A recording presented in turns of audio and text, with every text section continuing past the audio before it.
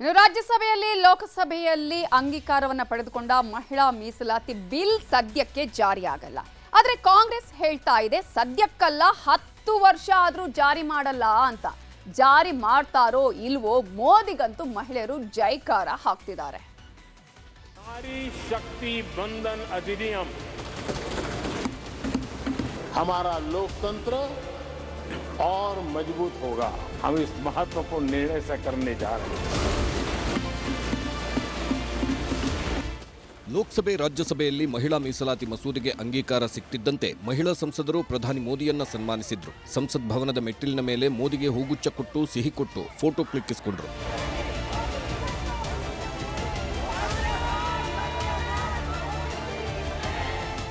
ಇವತ್ತು ದೆಹಲಿ ಬಿಜೆಪಿ ಪ್ರಧಾನ ಕಚೇರಿಯಲ್ಲೂ ಮೋದಿಗೆ ಸನ್ಮಾನ ಕಾರ್ಯಕ್ರಮವಿತ್ತು. ಕಾರ್ಯಕ್ರಮಕ್ಕೆ ಬಂದ ಮೋದಿಗೆ ಹೂವಿನ ಸುರಿಮಳೆ ಸುರಿಸಿ ಸ್ವಾಗತಿಸಿದ್ರು. ಇದೇ ಸಂದರ್ಭದಲ್ಲಿ ಮಾತನಾಡಿದ ಮೋದಿ ನಾರಿ ಶಕ್ತಿಗೆ ಜೈಕಾರ ಹಾಕಿದ್ರು. माननीय प्रधानमंत्री जी का बारंबार धन्यवाद है, कोटि कोटि धन्यवाद है. नारी शक्ति बंधन अधिनियम ये कोई सामान्य कानून नहीं है. ये नए भारत की नई लोकतांत्रिक प्रतिबद्धता का उद्घोष है.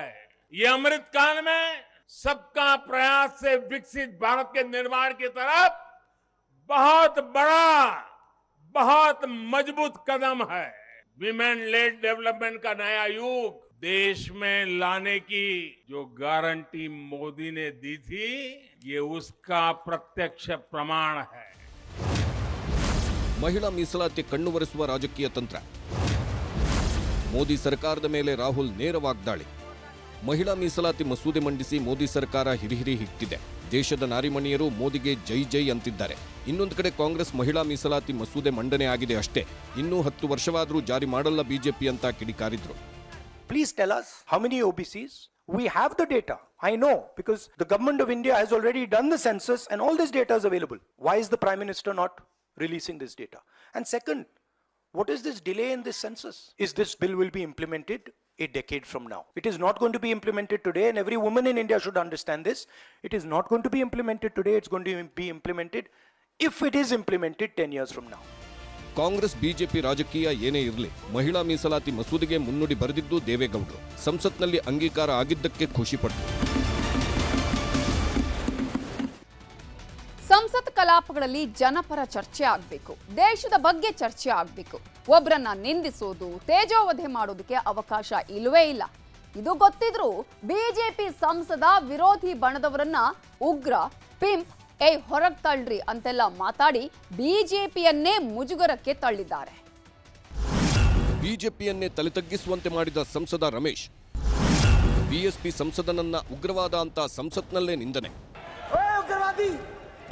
उग्रवादी बोलने भी दुआ कभी खड़ा होगा, ये बता रहा हूँ. ये मुल्ला आतंकवादी है. इसकी बात बाहर देखो. ಚಂದ್ರಯಾನ 3 ಯಶಸ್ಸಿನ ಬಗ್ಗೆ ಬಿಜೆಪಿ ಸಂಸದ ರಮೇಶ್ ಮಾತಾಡ್ತಿದ್ದಾಗ ಬಹುಜನ ಸಮಾಜವಾದಿ ಪಕ್ಷದ ಸಂಸದ ಮುಸ್ಲಿಂ ನಾಯಕ ಡ್ಯಾನಿಶ್ ಅಲಿ ಅಡ್ಡಿ ಮಾಡಿದ್ರು. ಅಷ್ಟಕ್ಕೆ ಸಿಟ್ಟಾದ ಬಿಜೆಪಿ ಸಂಸದ ರಮೇಶ್ ಬಿಧುರಿ ಉಗ್ರವಾದಿ, ಪಿಂಪ್ ಮುಲ್ಲಾ ಅಂತೆಲ್ಲ ನಿಂದಿಸಿದ್ರು. ದುರಂತ ಅಂದ್ರೆ ಬಿಜೆಪಿ ಸಂಸದನ ಹೇಳಿಕೆಯನ್ನ ಕೇಂದ್ರ ನಾಯಕರಾದ ಹರ್ಷವರ್ಧನ್ ಮತ್ತು ರವಿಶಂಕರ್ ಪ್ರಸಾದ್ ಖಂಡಿಸಲಿಲ್ಲ. ಬದಲಿಗೆ ಗಹಗಹಿಸಿ ನಗ್ತಿದ್ರು.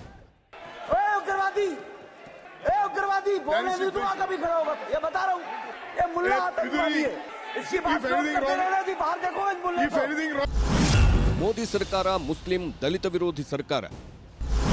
ಬಿಜೆಪಿ ವಿರುದ್ಧ ಇಂಡಿಯಾ ಪಡೆ ಸರಣಿ ವಾಗ್ದಾಳಿ. ಬಿಜೆಪಿ ಸಂಸದ ರಮೇಶ್ ಬಿಧುರಿ ಅವರ ಹೇಳಿಕೆಗೆ ತೀವ್ರ ಆಕ್ಷೇಪ ವ್ಯಕ್ತಪಡಿಸಿದ ಕಾಂಗ್ರೆಸ್ ಅವರನ್ನ ಸದನದಿಂದ ಅಮಾನತಿಗೆ ಆಗ್ರಹಿಸಿ ಗಲಾಟೆ ಎಬ್ಬಿಸಿತು.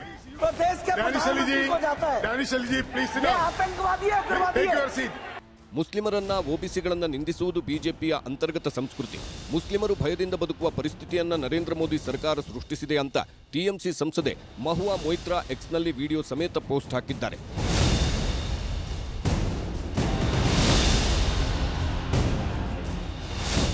ಇಷ್ಟೆಲ್ಲ ಆದ್ಮೇಲೆ ನಿಂದನೆಗೆ ಒಳಗಾದ ಬಿಎಸ್ಪಿ ಸಂಸದ ಡ್ಯಾನಿಶ್ ಅಲಿ ಬೇಸರ ಹೊರಹಾಕಿದ್ರು. एक चुने हुए सांसद के खिलाफ इतनी अमर्यादित भाषा, इस तरीके की धमकी, मैं पूछना चाहता हूं आरएसएस की शाखाओं में क्या प्रधानमंत्री नरेंद्र मोदी जी के नए भारत की प्रयोगशाला में कैडर को यही पढ़ाया जाता है?